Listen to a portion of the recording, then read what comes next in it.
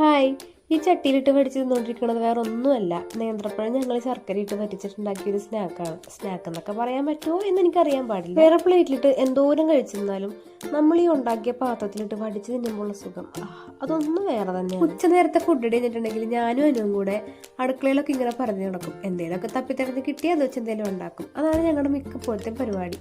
അങ്ങനെ ഉണ്ടാക്കണ നേരത്താണെങ്കിലോ കുറച്ച് കുശുമ്പും കുറച്ച് നാട്ടുവർത്താനം കൂടെ ചേർന്ന അടിപൊളി. അങ്ങനെ ഏത്തപ്പഴം ഞങ്ങൾ നുറുക്കിയെടുത്തിട്ട് നെയ്യിൽ വാട്ടിയെടുത്തിട്ട് ബാക്കി ഈ ശർക്കര പാനിലിട്ട് അങ്ങ് വേവിച്ചെടുത്തു.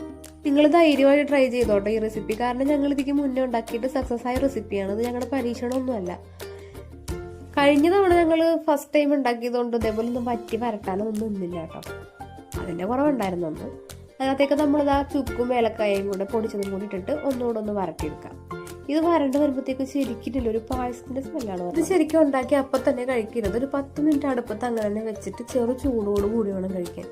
അത് ആ പപ്പടം ഇട്ടിട്ട് കുഴച്ച് മിക്സ് ചെയ്തിട്ട് അങ്ങ് കഴിക്കുമ്പോഴത്തേക്കുമല്ല ശരിക്കും നമ്മൊരു പായസം കുടിച്ചൊരു ഫീൽ കിട്ടും നമുക്ക്. അടിപൊളിയാണ്. അപ്പം നിങ്ങൾ ട്രൈ ചെയ്ത് നോക്കിയിട്ട് പറയാം കേട്ടോ.